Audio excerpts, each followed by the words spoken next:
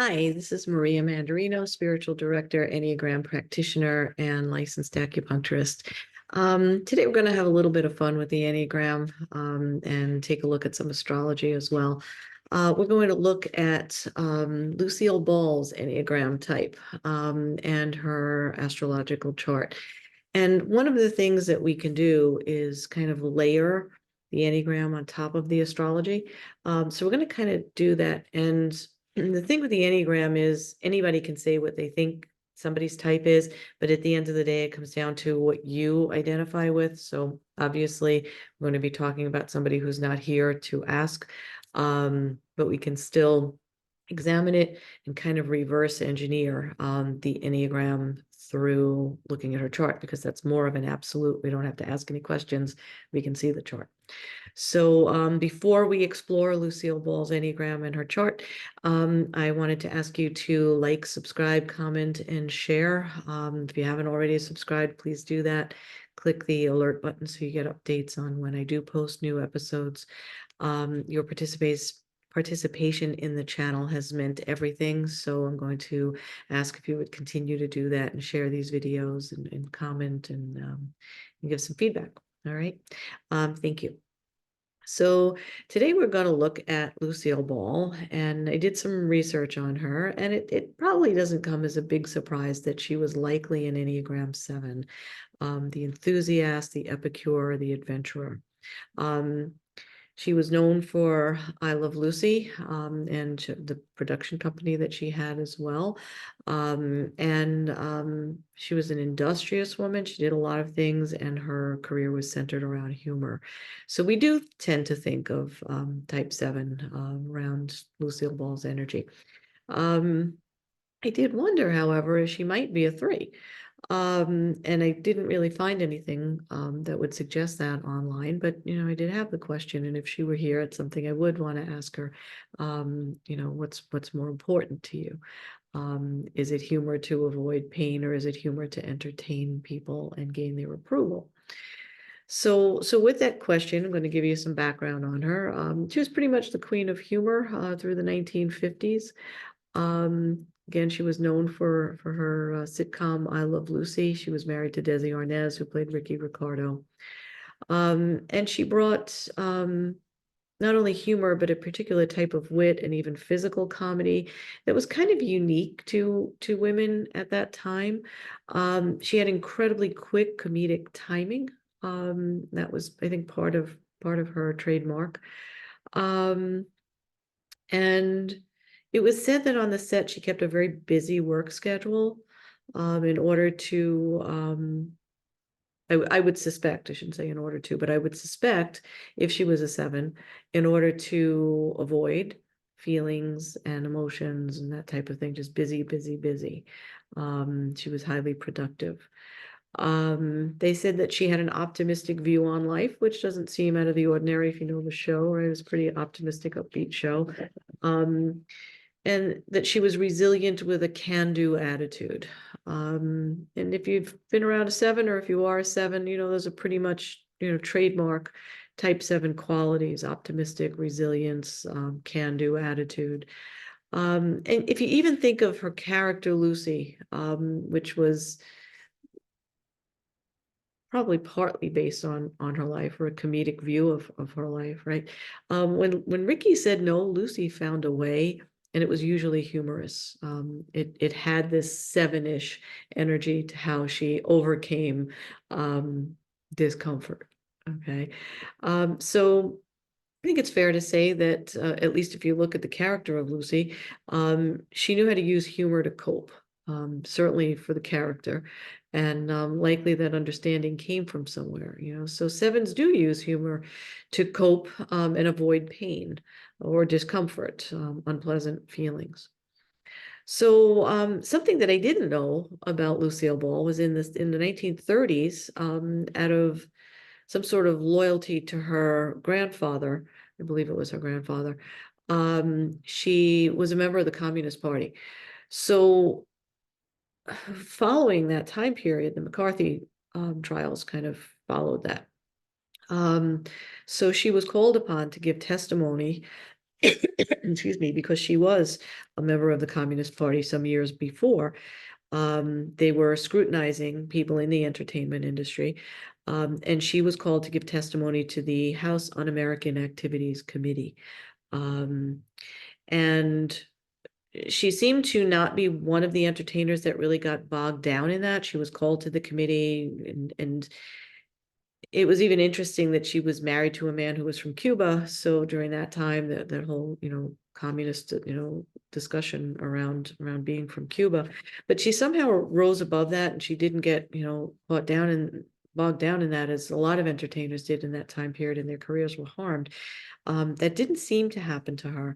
But years later, she would be interviewed about that experience, and she just tried to kind of jump over it, used humor, used some wit, joked about it, tense subject, obviously, and just used her sense of humor and her comedic wit to just jump right over that. And we're going to talk about that. We're just going to make light about it and kind of have, a lighthearted conversation about it. And we're just going to go right past it. So it's kind of how she handled that. And I think that would be certainly a seven-ish way of getting around an potentially uncomfortable conversation years later. So we do know that sevens in stress will start to look like ones.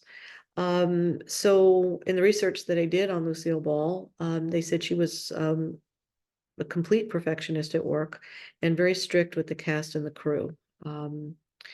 So there's that one-ish kind of energy under stress, wanting to get things right and perfect. She was an incredible businesswoman, and a competent producer. And it was said that she had a strong desire to control the business side of what she did, and was also self-critical in that. It sounded like she was also kind of critical of her staff and her crew, but she was also self-critical. So that inner critic under stress probably did come out. So probably a good argument for her being a seven. But let's take a look at her chart and see where the overlap is, because there is quite a bit. Okay, so for starters, Lucille Ball was a Leo sun. It's right here, Leo. And so one of the things that I thought was immediately interesting about her being a Leo is they say that Leos are known for their hair, right? So she had that bright red henna hair, and that was her trademark, right? So we have that Leonian hair, pretty much always that same hairstyle. Leos are also thought to be opulent. When you think of the sets and the drapes and even the club where Ricky worked, and the opulence of the costumes and that kind of thing. So she had that Leo opulence going on, I think, between the set designs, the costumes, and her hair. It's said that Leos will brighten the room. And I think you could probably say that about her. I could certainly say that about her on the sitcom. She was certainly the center of everything, and did bring a brightness to also a difficult time in history, I think, particularly for women. Like, she played an unusual part for women. Women were not really encouraged to be offbeat, funny, physical humor, that kind of thing. So brightening the room in that respect too. I think she brought her Leo energy into that. And the other thing about Leos is when they make a joke, they love for you to laugh at that joke. So I think she enjoyed being the source of other people's laughter as a Leo sun, and being the center of her being, or of her personality. But she's also a Capricorn rising. Her ascendant is on Capricorn, early Capricorn, and she's also a Capricorn moon. So Capricorn rising likes to present confidence. So I would think this is more in her influence within the industry, within performing, that she would have had to project confidence as a woman, kind of stepping out of traditional roles at that point in history. Capricorn ascendants are not known for showing their feelings. They're very focused on the road ahead. It's about getting it done. We don't really care, what what feelings might come into that. So as an Enneagram 7, I kind of wondered about that and her 5 line. Because fives aren't really known for being emotive, right? But they are known for focus and getting things done in a Capricornian kind of cold. Fives are also accused of being cold, and Capricorn is thought to be a cold energy as well. Not to say that she was cold, but she didn't let her feelings get in the way with that Capricorn moon. So, and I think that would also be typical of a 7 that could go to 5 in their higher expression, to be able to focus, use the humor, but also not live in the humor. In order to meet their goals. Capricorn rising or ascendant will also want to seem and appear successful. And I think that's pretty safe to say that even now, all these years later, looking back on Lucille Ball, we would say that she not only was a successful actor, but appeared to be successful and was successful. So in that first house, we have the moon and the ascendant, and we also have Uranus, 26 degrees in her first house. So Uranus brings some spontaneity, rebellion. Uranus can be shocking, offbeat, and a rule breaker. Right. So, I mean, think about her as an actor, as a producer, what she brought to the entertainment industry. So right there, we've got rule breaker, spontaneity, rebellious, shocking, beat this woman who, ran her own production company at one point with her husband and then later on in her own. And was very much in charge, and also portrayed a character who was the complete rule breaker, didn't listen to the husband, which in the 1950s, that was supposed to be, what wasn't up for discussion, that's what you were supposed to do. Well, she didn't, Ricky could say what he wanted, and Lucy would get together with Ethel and they'd figure out another way, right? So a rule breaker, he played a rule breaker, a spontaneous rule breaker, a little bit of rebellion, quite a bit of rebellion in her, and even down to that shocking red hair, right? So it's Uranian presence that she certainly. So lastly, in her chart, I want to look at her midheaven, which has to do with career, which is in Scorpio, which is said to be highly thorough, stubborn. They like to get results. So that's very one-ish right there.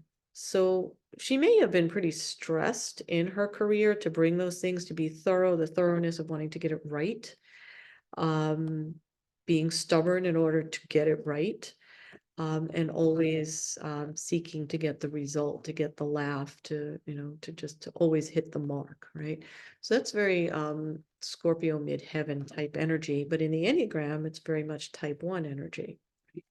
Now, the interesting thing is Scorpio in the midheaven can also be a very investigative type of energy, the person who will take something apart and put it back together again. So that's the 5, I think. If she does lead with a 7 or did lead with a 7, right? We know she has a line to 5 in insecurity and wanting to attain a goal. So she could take things apart, deconstruct a scene, maybe, whatever it was that she had to do on the set, or within the production company.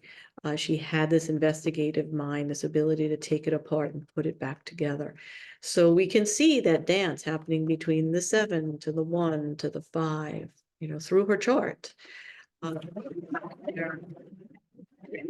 Can use the well, first of all, there just is overlap between the Enneagram and the astrology, but we can also use one to kind of reverse engineer, as I said, if somebody's not here and we're not sure what their motivations might be. We can get that. So I'm going to be doing a few more of these. I'd love to know what you think about them. I'm going to be using celebrities most likely, maybe a famous person or two that's not a celebrity, but we're going to kind of test drive that for a little bit, and I would love to hear your thoughts on that between the overlap of the Enneagram and your chart, your personal chart, your personal Enneagram, or if you see it in people that you know. Please drop a comment. Let us know what you think. Again, remember to subscribe to the channel, comment, share. All that has helped enormously, and I do appreciate your participation so much, and I value your thoughts. Thank you for being here, and I'll see you next time. Bye.